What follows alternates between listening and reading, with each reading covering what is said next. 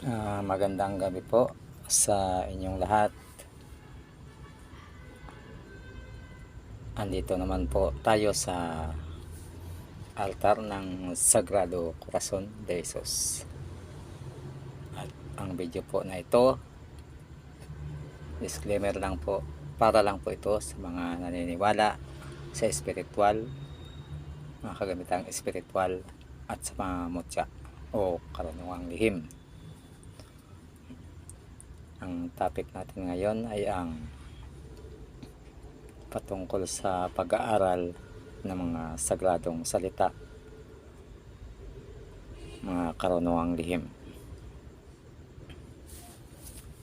Dahil ito po ay pinakamahalaga po, dahil hindi po basta-basta ang pag-aaral nito, dahil karamihan po nito ay nababaliw po ang ibang mga nag-aral po nito dahil hindi po tama, wala sa proseso ang kanilang pag-aral, nagbabanggit ng mga salitang Latin. Ito po ay mga sagradong salita ang nakapaloob po dito. Kaya po sinasabi ko po na bago po bumanggit ng salitang Latin ay magpuder po, magbalabal, magpundo, at kailangan po ay dinidibusyonan po ito sa loob ng 49 días, dahil yan po ang proseso para po kayo ay makapagpagana ng orasyon. At ang tinuturo po dito sa altar na ito ay ang mga salitang kanan. Kanan po ito, hindi po ito kaliwa, kasi dalawang klase po ang nag-aaral po nito, ang mga karunungang lihim. Mayroong sa kaliwa o kanan, o tinatawag na dilim at liwanag. Kaya po dapat sundin ang tamang proseso, dahil ito po ay hindi maganda sa isang tao na nag-aaral nito na walang sapat na kaalaman, na gumagamit ng mga orasyon, mga salita. Ito po ay malalakas, kaya dapat po may sapat na kaalaman sa pag-aral nito o pagbanggit. Kaya ang iba dyan nababaliw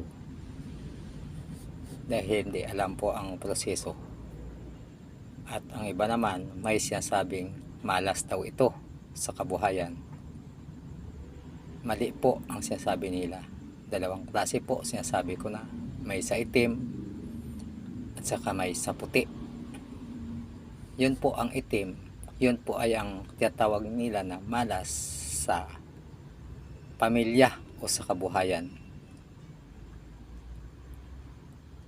Magbigat po yun sa pamilya o sa kabuhayan, kasi sa kaliwa po ang mga ora na yun, ang mga orasyon na binabanggit. Kaya bago gumamit ng mga orasyon o mga Latin ay dapat alamin kung saan ba talaga ito nagagamit, at ito ba ay sa mabuti o sa masama. Kaya sana po naintindihan po ninyo ito.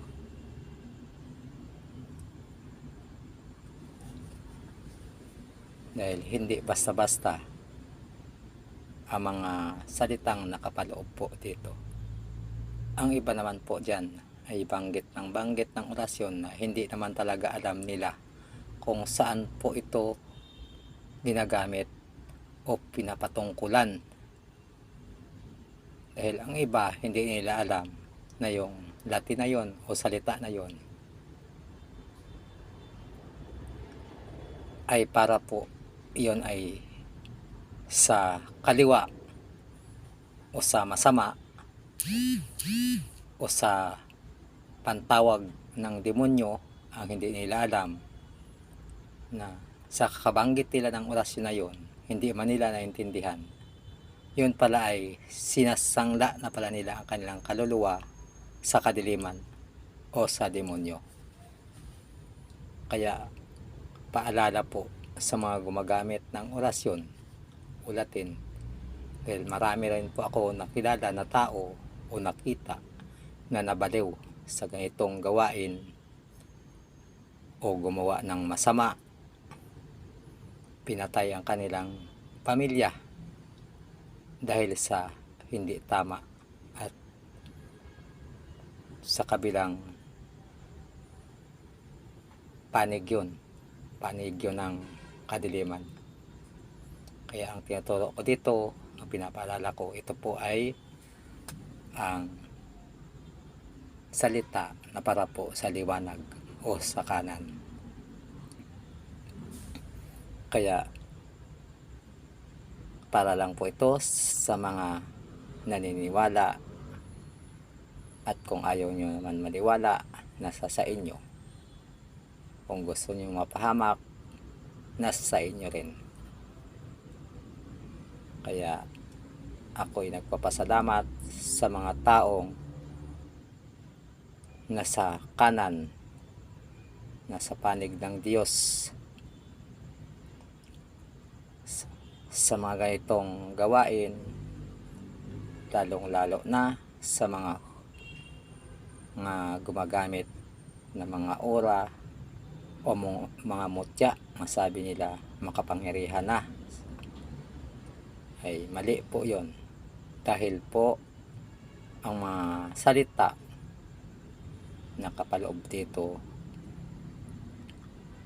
at ang mga mutya ay dapat unahin po ninyo ang Panginoon. Ang Diyos ay lalo sa lahat. Alayan po ninyo ito ng panalangin na patungkol sa Diyos para po magkaroon ng kaliwanagan ang inyong kaisipan at hindi po kayo maligaw ng landas. Yan lang muna po ang maikling paliwanag ko po, at sa susunod po na video tatalakayin po natin ang mga mutya, patungkol sa mga mutya at sa mga orasyon, kung ano ba talaga ang dapat.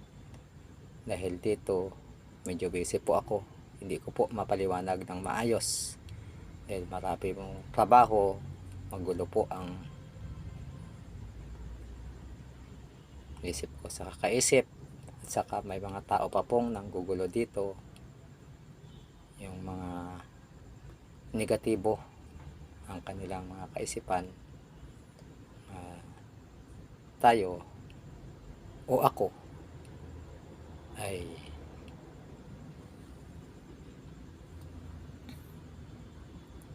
hindi maganda ang ano nila, dahil sila po ay mga taong, sabi na natin, ang utak ng mga tao na yon ay kontrolado ng kadiliman.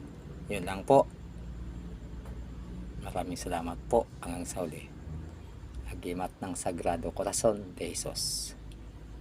Mabuhay po tayong lahat nasa panig ng liwanag.